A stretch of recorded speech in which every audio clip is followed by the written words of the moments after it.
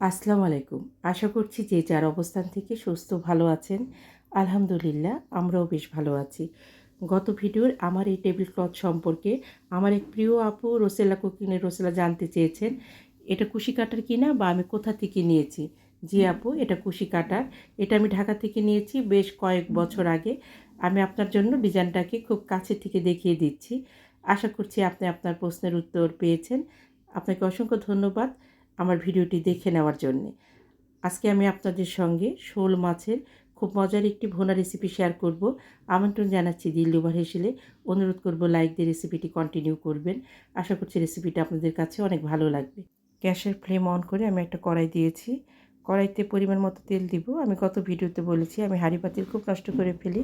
আমার এই পাতিলটা একদম পুরো কালো হয়ে গিয়েছিল। অনেক কষ্ট করে ধুয়ে এই পর্যন্ত পরিষ্কার করতে পেরেছি। তেলটা গরম হলে আমি দুটো তেজপাতা এবং দুটো শুকনো মরিচ মাঝখান থেকে চিড়ে দিয়েছি এবং হাফ চা চামচের মতো রাঁধুনি ফোড়ন দিয়েছি।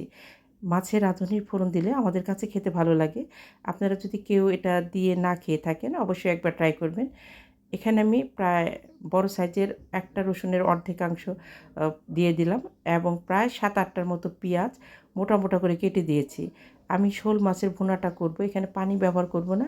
খুব সামান্য মশলা কষিয়ে নেওয়ার জন্য যতটুকু পানি দেওয়া লাগে এবং পেঁয়াজটাকে একটু মোটা মোটা করে কেটে শোল মাছ ভুনা করলে কিন্তু খেতে ভালো লাগে। এখানে আমি 1 চা চামচ উঁচু উঁচু করে আদা রসুনের পেস্ট দিয়েছি। এটা তেলের সঙ্গে খুব ভালোভাবে কষিয়ে আমি পরিমাণ মতো পানি দিব। এই পানির পরে আমি আর পানি ব্যবহার করব না। এখানে 1 চা চামচের মতো ধনিয়ার গুঁড়া, হাফ চা চামচের মতো হলুদের গুঁড়া এবং 1 চা চামচের মতো আমি এখানে শুকনা মরিচের গুঁড়াটা ব্যবহার করব। একটু ঝাল ঝাল হলে খেতে ভালো লাগবে। মশলাটাকে সময় নিয়ে খুব ভালোভাবে কষিয়ে নিতে হবে। আমার যে সকল বন্ধুরা দিলরুবার হেসেলকে সাবস্ক্রাইব করে পাশে আছেন তাদেরকে অসংখ্য ধন্যবাদ। আর যে সকল বন্ধুরা আমার রেসিপি দেখছেন এখনও সাবস্ক্রাইব করেননি, প্লিজ দেখতে দেখতে সাবস্ক্রাইব করে দিবেন। সেই সাথে আপনাদের মূল্যবান লাইকটা দিতে ভুলবেন না। এখানে ছোট সাইজের 3টি শোল মাছ একত্রে 1.25 কেজির মতো ওজন হবে। ছোট ছোট পিস করে কেটে হলুদ লবণ লেবু দিয়ে অনেকক্ষণ মেখে ধুয়ে পানি ঝরিয়ে রেখেছিলাম। মশলা থেকে যখন এভাবে তেল ছেড়ে দিয়েছে সেই সময় কেটে ধুয়ে রাখা মাছগুলো দিয়ে দিব। আমি এই ক্ষেত্রে আর পানি ব্যবহার করব না। গ্যাসের ফ্লেমটাকে লো টু মিডিয়ামে রাখবো। মাছটা খুব একটা বড় না, ছোট সাইজের, কাজেই সেদ্ধ হতে সময় লাগবে না। ইচ্ছে করলে এখানে খুব সামান্য পানি দেওয়া যেতে পারে, তবে আমি এটাতে কোনো পানি ব্যবহার করব না। পানি ছাড়া এভাবে শোল মাছ রান্না করলে খেতে খুব ভালো লাগে। মাছটাকে ঢেকে দেব। ঢেকে দিলে মাছের থেকে এবং ঢেকে রাখার জন্য কিছুটা পানি বের হবে। এই দেখতে পাচ্ছেন ঠিক এই পরিমাণে পানি বের হয়েছিল। আমি এখন লবণ দেব। লবণ দেওয়ার পরে একটু নেড়ে চেড়ে আবার ঢেকে দেব। একটু ঘন ঘন নেড়ে দিতে হবে। এই কাজটা আলতো হাতে করতে হবে যাতে মাছগুলো ভেঙে না যায় বা লেগে না যায়। লেগে গেলে তরকারিটা খেতে খুব একটা ভালো লাগে না।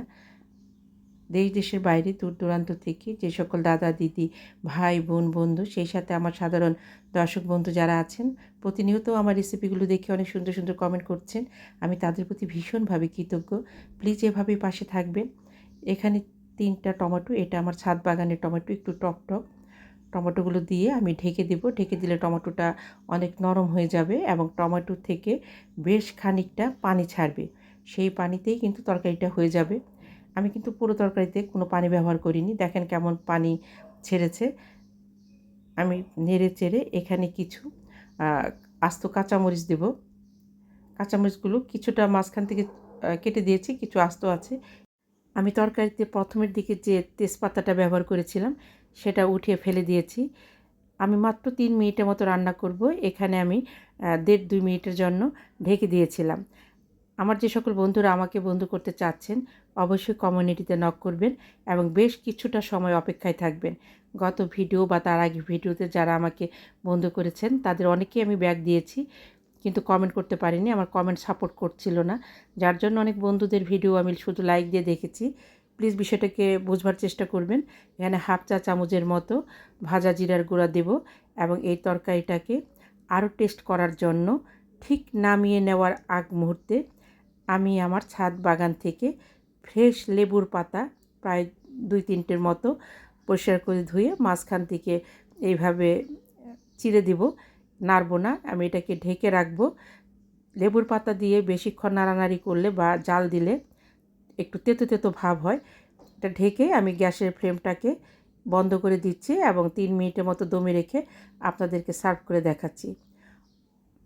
এটা খেতে কতটা ভালো লেগেছিল সেটা আপনারা রান্না না করলে বুঝতেই পারবেন না। শোল মাছটা অনেকেরই খুব পছন্দের। এভাবে একবার ট্রাই করে দেখবেন, ভালো লাগবে। আপনাদের প্রত্যেককে সুস্বাস্থ্য কামনা করে বিদায় নিচ্ছি। নিজে ভালো থাকবেন, অন্যকে ভালো রাখবেন। আল্লাহ হাফেজ।